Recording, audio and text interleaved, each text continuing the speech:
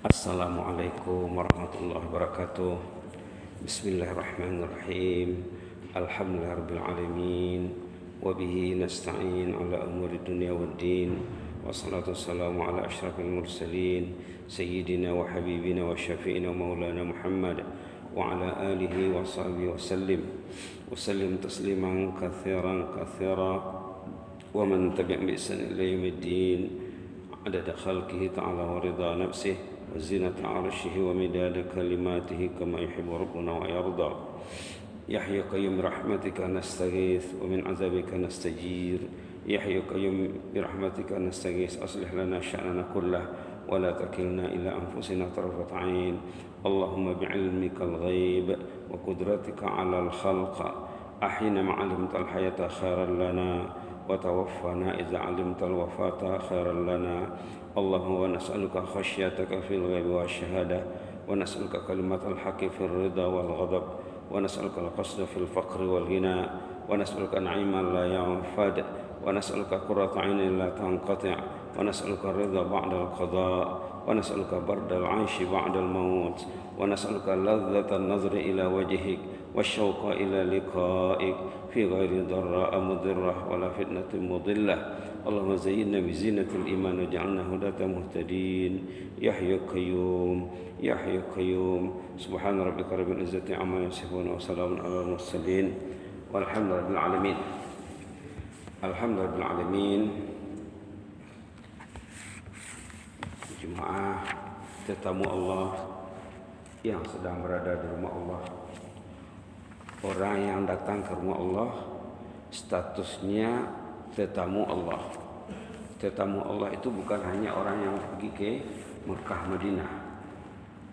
Orang yang mendatangi rumah Allah juga tetamu Allah. Katanya dalam hadis, setiap kali orang datang ke rumah Allah tersedia hidangan. Allah menyediakan hidangan untuk orang itu. Ada hadisnya ya. Macam mana hidangannya nanti di jannah diterima nanti insyaallah. Alhamdulillah. Tadi kita bersama surah Asy-Syams. Dalam beberapa hari yang lalu kita ada sebut dalam surah Asy-Syams ini ada dua pembahagian manusia. Selalu kita ada sebut juga dalam Quran selalu ada pembahagian jenis-jenis manusia supaya kita senang nak pilih. Sebut dah di Al-Fatihah saja ada 3 kategori manusia ya. Di Al-Fatihah 3 kategori manusia: al-mun'am alaihim, al-maghdub alaihim, ad-dallun ataupun ad-dallin. 3 di sana. Jadi manusia ini garis besarnya 3 golongan dalam Al-Fatihah. Yang baik, yang dipilih, yang jadi target sasaran al-mun'am alaihim, siratal ladzina an'amta alaihim. Yang tidak baik, yang kita jauhi al-maghdubi alaihim, ad-dallin ataupun ad-dallun. Al-mun'am alaihim, orang yang confirm mendapat nikmat Allah, orang yang bahagia, orang yang berjaya, orang yang saleh, orang yang dikasihi Allah. Al-maghdubi alaihim, mereka yang dimurkai. Ad-dallin, yang sesat. Kalau kita lihat tafsirnya, al-maghdubi alaihim itu katanya golongan Yahudi dan orang yang mengikut telunjuk Yahudi. Ad-dallun, golongan Nasrani dan orang yang mengikut Nasrani. Begitu dalam tafsirnya ya. Nah, dalam surah Asy-Syams manusia terbagi 2. Ada yang aflaha, beruntung, sukses. Semua orang ingin beruntung. Tapi apakah jalan keuntungan itu diikuti? Ini jalannya, ini caranya, ini kaedahnya. Kaedahnya apa? Zakah. Kaedahnya kaedah tazkiyah. Kategori pertama aflaha, muflihun. Sama tu ya. Sama dengan di awal Baqarah, ulaika ala hudam min rabbihim wa ulaika humul muflihun. Sama tu. Ayat 5 suratul Baqarah ya. Aflaha fi'il madhi. Muflihun ini isim, kata nama. Aflaha fi'il, verb, kata kerja. Muflihun kata nama, isim. Sama ya? Al-falah kata nama juga, hayya 'alal falah. Hayya 'alal falah. Jadi dalam surah Asy-Syams ada orang tuh yang berjaya, sukses. Syaratnya tazkiyah. Ada yang gagal. Kenapa orang tuh gagal? Kenapa kena sembahyang tak sukses? Sembahyang juga. Walaupun dia tak khusyuk, dia kena sembahyang juga, karena tak boleh tinggalkan sembahyang walaupun tak khusyuk. Baca Quran, berzikir, walaupun tak khusyuk, tak menyentuh zikirnya, dia kena buat juga. Tapi pada umumnya, kenapa orang itu tidak berjaya? Yang dikatakan dalam Quran khaba. Khaba ini belum bahasa Melayu lagi ya, belum masuk bahasa Melayu. Tapi berjaya al-falah orang Melayu dah tahu sikit-sikit dah. Pasal apa? Pasal ada dalam azan, hayya 'alal falah. Opposite falah itu al-khaybah. Khaba ini fi'il juga ya, kata kerja, verb. Itu kata Imam Syafi'i, kita kena belajar ya. Kata Imam Syafi'i kena belajar yang basic bahasa Arab. Subhanallah. Aflah lawannya khaba. Beruntung lawannya gagal, hampa. 2020 hampa, 2021 hampa. Berapa lagi umurnya? Tidak tahu. Kalau hidupnya hampa. Nanti akan menyesal ya. Baik. Apa sebab hampa? Dasa. Sebab berjaya tadi zakah. Sebab hampa dasa. Dasa itu lawan kepada zakah. Zakah membersihkan, menyucikan. Dasa mengotori. Mengotori. Apa yang dibersihkan, apa yang disucikan? Tengok kepada awal ayat 7, wa nafsin wa ma sawwaha. Nafsu. Oh, nafsu. Tajuknya tajuk nafsu. Berarti surah Asy-Syams ini tajuknya tajuk nafsu. Namanya surah Asy-Syams. Tajuknya tajuk nafsu. Wa nafsin wa ma sawwaha. Nafsu manusia itu bagus sudah dijadikan Allah. Bagus. Itu maka ada orang yang bagus. Kalau dia mengikuti langkah-langkah yang ditetapkan dalam Al-Quran. Kenapa? Fa'alhamaha fujuraha wa taqwaha. Ayat 8. Allah beri nafsu itu, diri manusia itu tahu dia yang baik, tahu dia yang tak baik. Sepatutnya bila tahu yang baik itu buatlah. Tahu yang tak baik jauhilah. Kalau orang tahu dia benda yang tak baik dibuatnya juga, berarti dia yang silap. Kenapa dia silap? Dia tidak mendidik nafsunya. Maka mendidik nafsu ini wajib hukumnya. Kalau bila nafsunya sudah terdidik, terbiasa, dia akan sedap duduk di masjid, nyaman duduk di masjid. Karena dia sudah aflaha, sudah berjaya. Subhanallah. Jadi kata ulama, wajib menterbiah nafsu, wajib mentazkiyah nafsu. Kalau pergi ke kedai ya, carilah buku tentang tazkiyatun nafs. Banyak tuh. Banyak bukunya. Karena ulama yang membahaskan tajuk nafsu ini termasuk Imam Ghazali, ya, termasuk kalau ulama Nusantara, contohnya kalau nak orang yang suka dengan kitab-kitab turath, termasuk Abdus Samad Al-Falimbani, Arsad Al-Banjari, Daud Al-Fathani, rahimahumullah jami'an. Ada juga Abdul Wahab Al-Mandili membahas tentang nafsu ini. Buku-buku mereka sudah diedit, sudah ditulis dengan gaya bahasa modern, ada jual di kedai. Ulama-ulama ini karena tahu. Kalau tidak nanti kena tanya tuh. Ada ulama Nusantara, bukunya sudah dibuat dengan edisi baru. Imam Ghazali banyak bukunya sudah diterbit dengan edisi baru. Contohnya Minhajul Abidin, Bidayatul Hidayah, yang paling basic sekali untuk orang yang mula, yang baru start, Bidayatul Hidayah. Artinya kitab bagi orang yang ibarat sekolah rendah lah. Ibarat bagi sekolah rendah, itulah bukunya. Bidayatul Hidayah. Nak startlah dengan Bidayatul Hidayah. Orang-orang mengaji pondok pun, anak-anak ngaji pondok, karena dulu wajib belajar buku itu. Subhanallah. Nafsu wajib dibentuk, karena nafsu itu penggerak motor. Kenapa dia mau bangun pukul 4? Nafsunya baik. Ada yang bangun pukul 3, ada yang 2:30. Ada yang masih tidur sekarang. La ilaha illallah. Ada yang sampai terbit matahari masih tidur. La haula wala quwwata illa billah. Nauzubillah min zalik. Kenapa? Nafsunya tidak dididik. Nafsunya dididik untuk bangun setelah terbit matahari. Nafsu juga ya. Maka kata ulama, wajib hukumnya mentarbiyah nafsu, mentazkiyah nafsu.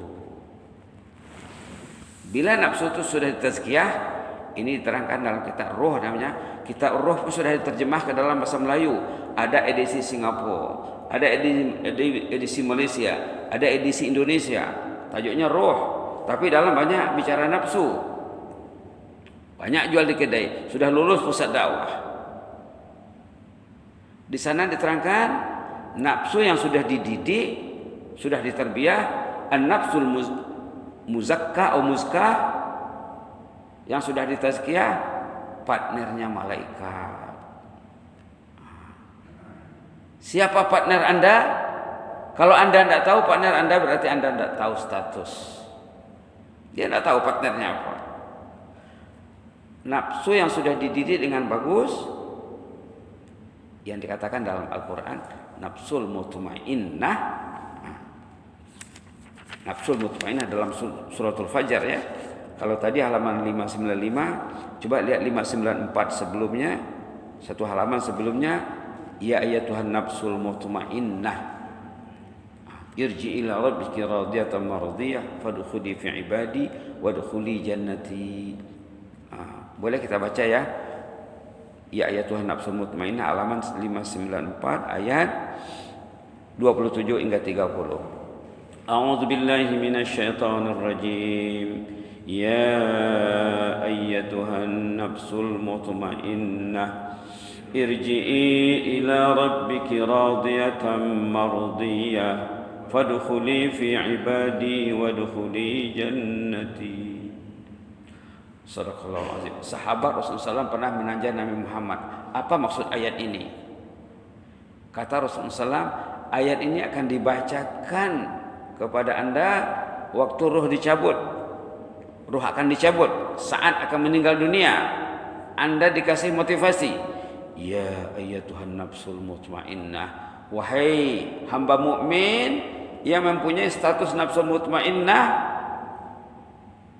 irji'i ila rabbik, kembalilah ke hadrat Tuhanmu. Irji'i sama dengan inna lillahi wa inna ilaihi raji'un. Irji'i dengan raji'un itu dari satu akar kata. Itu maka dikatakan inna lillahi wa inna ilaihi raji'un.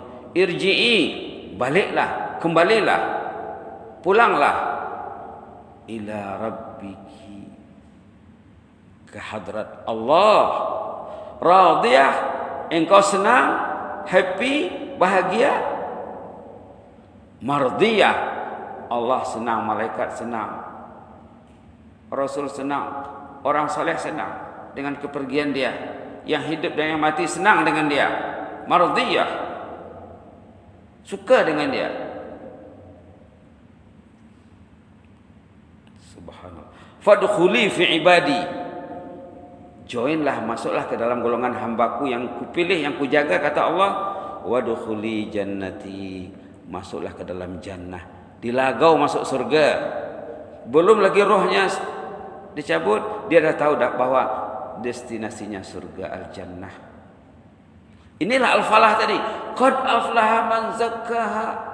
Berjaya, sukses, beruntung. Apa tidak untung?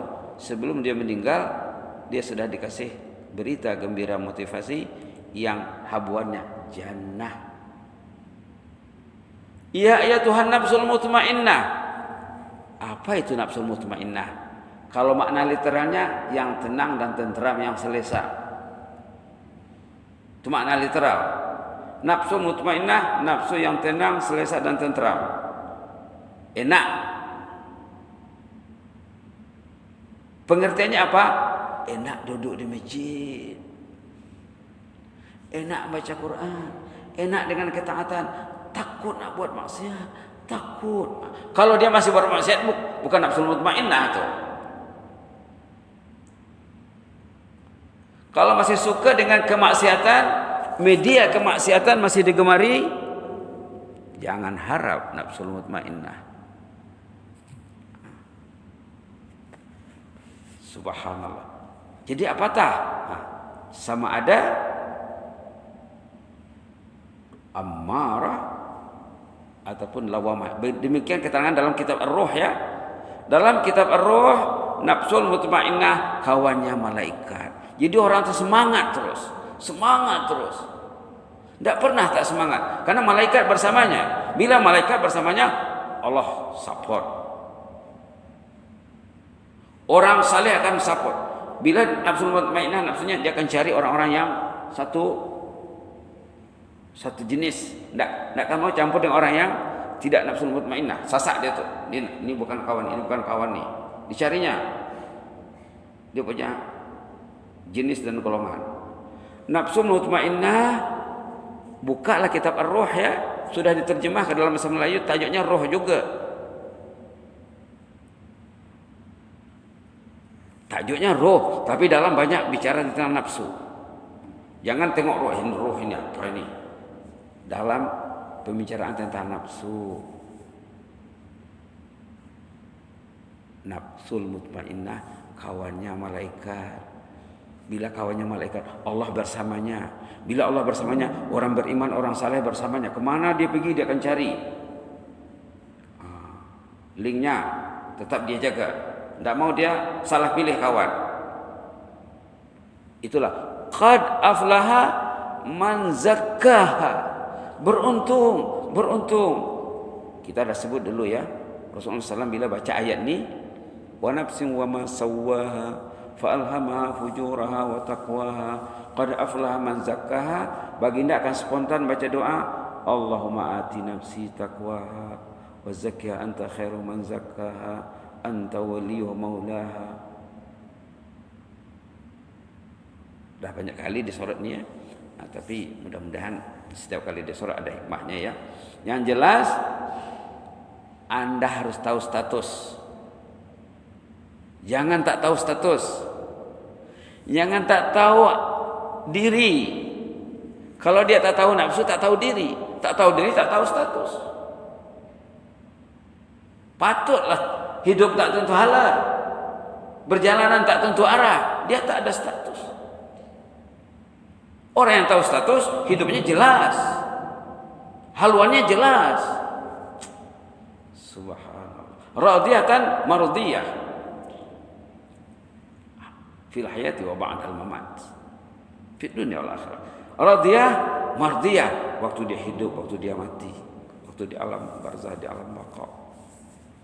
Subhanallah. Subhanallah. Selain daripada nafsu mutmainnah ini sasaran. Kata ulama, sasaran kita, kata ulama ya, target dalam hidup membentuk nafsu menjadi nafsul mutmainnah.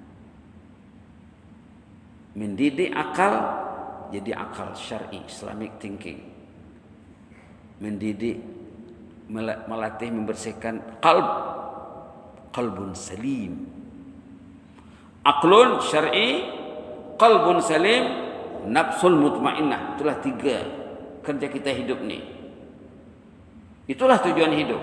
Belajar kah, sembahyang kah, zikir kah, sedekah kah, infak kah, tujuannya ingin mencapai 3 sasaran tadi. Ulama yang membahaskan benda inilah ya. Subhanallah, subhanallah. Kalau bukan nafsul mutmainnah, apatah nafsunya? Dalam kitab Ruh dikatakan yang paling rendah sekali nafsul ammarah. Ammarah ni mungkin dia tak sembahyang, tak perlu halal haram, tak perlu tutup aurat, tak perlu jaga mulut, jaga mata, jaga telinga, jaga hati, semua okey sama dia. Tidak ada bedanya dengan yang bukan Islam. Hanya dia syahadah saja, itulah. Bahkan kemaksiatan digemari. Kemaksiatan digemari. Subhanallah. Itu kata pengarang kitab Ar-Ruh, partnernya syaitan. Kalau waktu Buya Yahya dulu ceramah di sini, Buya Yahya hafizahullah ceramah di sini kuliah subuh. Januari tak silap ya. Januari ke Februari, lupa. Dia cakap, orang yang nafsunya jahat, kejahatannya lebih daripada 70 syaitan. Itu maka manusia ini susah nak diajak. Dia sendiri lebih dari syaitan. Banyak dibahaskan oleh ulama. Kalau buka tentang bab nafsu ini, memanglah nafsu yang belum dididik, nafsu yang belum diterbiah, nafsu yang jahat lebih daripada 70 syaitan. Syaitan tu belum lagi katanya, dia lagi teruk. Coba dalam Quran ya, ada nabi istrinya melawan musuhnya, ada nabi anaknya tak ikut cakap, ada nabi ayah tak ikut cakap. Nabi sudah. Bukanlah sejarah dalam Quran ya. Rasulullah SAW, orang-orang yang terdekat dengan baginda, ada yang jadi musuh. Dah Rasul, dah Nabi Muhammad dah. Ternyata macam cakap Buya Yahya lah, orang yang jahat itu, nafsu yang tak bagus itu, yang diperkuda hawa nafsu, nafsunya lebih daripada 70 syaitan. Itulah kita ada sebut ayat dalam surah Qaf hari itu, bila orang itu menghadap Allah nanti, dan semua kita akan menghadap Allah, syaitannya juga, karirnya juga. Apa kata karir? Rabbana ma adghaitu walakin kana fi dhalalin ba'id. Ya Allah, bukan silap saya, dia yang tak betul. Andangnya dia tak betul. Saya ini apa juga katanya. Dia yang tak betul. Subhanallah. Itu nafsu al-ammarah bisu. Sesudah itu kata pengarang kitab Ar-Ruh, nafsul lawamah namanya. Lawamah ini campur-campur. Masjid pegang Quran, pakai rumah pegang benda lain, habis bacaan Qurannya di masjid tadi. Masjid solat, berzikir, balik rumah buat benda lain, hapus. Besok datang lagi. Di masjid kawannya malaikat, di rumah kawannya la haula wala quwwata illa billah. Tidak istiqamah.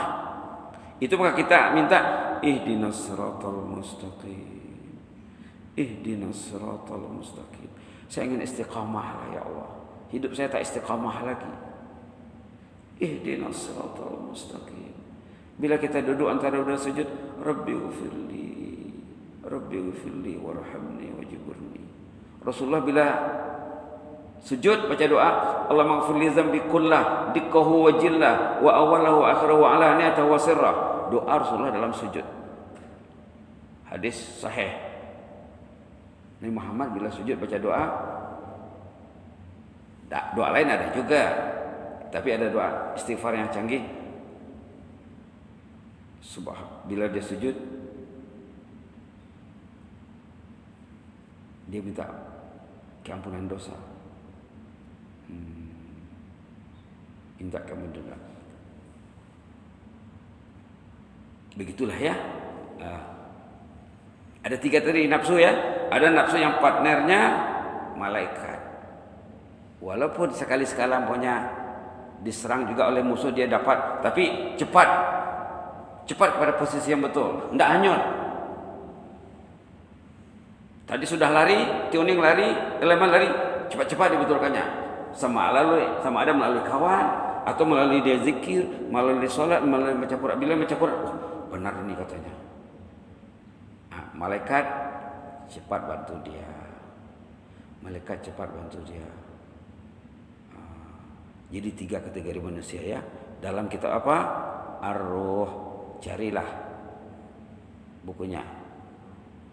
Di sana ada keterangannya. Insya Allah nanti saya akan share ke grup tentang pembahasan ini, karena serba sedikit sudah ada disiapkan juga ya. Jadi begitulah, kita karena tahu status, kita karena dekat dengan malaikat siap untuk membantu. Itu ayat dalam surah Fussilat ya. Ini tentang qarin orang tu malaikat. Surah Qaf juga ada, tapi yang terang dalam surah Fussilat. Dalam surah Fussilat, nahnu awliya'ukum fil hayati dunya wa fil akhirah. Halaman berapa? Halaman bismillahirrahmanirrahim 480. Orang yang partnernya malaikat.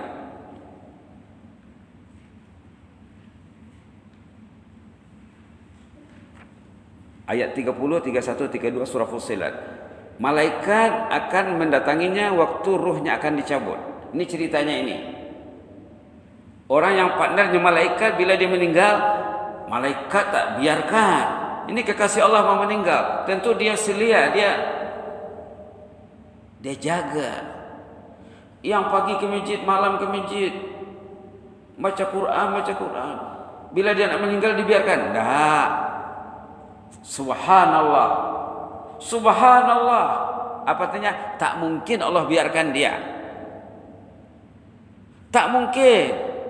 Ini pentadbiran Allah. Masa hidup digerakkannya hatinya ke rumah Allah, didekatkannya hatinya ke rumah Allah. Bila nak meninggal nanti malaikat akan datang. Ini sebelum Israel menjalankan tugasnya. Sebelum malaikat mau menjalankan tugasnya, datanglah rombongan malaikat. Nahnu awliya'ukum fil hayatid dunya wa fil akhirah. Sebelumnya, innal ladzina qalu rabbuna Allah tsumma istaqamu. Orang yang beriman kepada Allah kemudian istiqamah, konsisten, tatanazzalu alaihimul malaikah. Mereka akan dikerumuni malaikat. Kalau lihat tafsirnya, waktu ruhnya akan dicabut. Tengok tafsir Qurtubi contohnya, disebut di sana, waktu ruhnya akan dicabut, akan didatangi oleh malaikat, memberi semangat dan motivasi, alla takhafu wa la tahzanu wa abshiru bil jannah. Haji jangan takut, hajah jangan takut, confirm sudah dapat surga.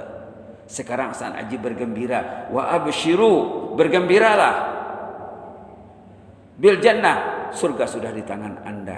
Surga sudah jadi milik Anda. Allati kuntum tu'adun, yang dijanjikan selama ini. Orang amanu amilus salihat jannah, beriman beramal saleh jannah, orang yang taat dapat jannah. Baru ayat berikutnya, nahnu awliya'ukum, kami ini bukan orang lain, kami ini pembantu aja fil hayatid dunya, sejak aji di dunia, sejak aji hidup dulu. Kami suruh tidur awal, kami suruh bangun awal, kami suruh ke masjid, kami suruh tahajud, kami suruh baca Quran. Jadi kita karena merasakan ma'iyatul malaika, ma'iyatullah, kita karena merasakan kebersamaan malaikat dalam kehidupan kita ini. Oh, ini malaikat dengan saya ini. Setiap orang ingin berbuat baik, dia lebih dulu dapat message. Ilham namanya. Ilham.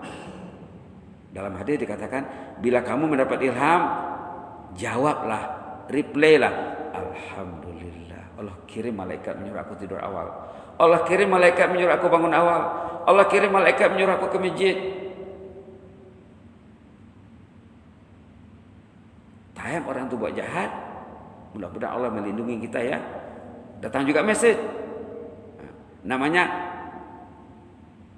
was-was atau was-wasah. Mesej yang tak baik. Tidak disuruhnya orang tidur awal, tidak disuruh bangun awal, tidak disuruh ke masjid. Datang dari musuh. Begitulah ya. Jadi surah Asy-Syams surah penting sekali karena tajuk sorotan utamanya wa nafsin wa ma sawwaha fa alhamaha fujuraha wa taqwaha qad aflaha man zakkaha. Ayatnya diawali dengan sumpah lebih 10 sumpah. Wasyamsi wa duhaha wal qamari iza talaha wan nahari iza jallaha wal laili iza yaghshaha was samai wa ma banaha wal ardi wa ma taha wa nafsin wa ma sawwaha. Sumpah yang terbanyak dalam Al-Qur'an. Sumpah yang terbanyak dalam Al-Qur'an, sumpah dalam surah Syams. Kenapa sumpah? Sumpah itu dalam bahasa Al-Qur'an untuk meyakinkan kita. Orang Arab bila dengar sumpah ini, dia keyakinannya penuh terus. Wah, ini sumpah nih mesti betul nih. Berbeda dengan sumpah dalam budaya kita ya. Budaya kita sumpah tuh menyampah nih. Macam sumpah dalam bahasa kita tidak berbeza lah. Untuk bahasa itu budaya. Bahasa itu budaya. Lain budayanya, lain bahasanya. Lain bahasanya, lain budayanya. Kalau dalam bahasa Al-Quran, bila ada sumpah perhatikanlah. Itu tandanya penting. Yang bersumpah lagi Allah. Allah yang bersumpah lagi. Begitulah ya. Mudah-mudahan Allah menjaga kita. Yang penting kita selalu baca doa Rasulullah SAW tadi ya. Alaina an nuraddid ad-du'a alladzi da'a bihi Rasulullah SAW. Allahumma ati nufusana taqwaha. Allahumma ati nufusana taqwaha. Allahumma ati nufusana taqwaha wa zakkiha anta khairu man zakkaha anta waliyyu maulaha. Allahumma inna nas'aluka nafsan bika mutma'innah tu'minu bi liqa'ik wa tarda bi qada'ik wa taqna bi 'ata'ika ya rahman ya mujibas sa'ilin. Subhana rabbika rabbil izzati amma yasifun wa salamun ala mursalin walhamdulillahi alamin. Mudah-mudahan besok subuh kita akan tekankan lagi ini ya. Kita akan buat notanya insyaallah. Mudah-mudahan Allah memanjangkan umur, memberi kita kesehatan dan motivasi. Amin ya rabbal alamin. Jazakumullah khairan. Inni uhibbukum fillah. Wassalamualaikum warahmatullahi wabarakatuh.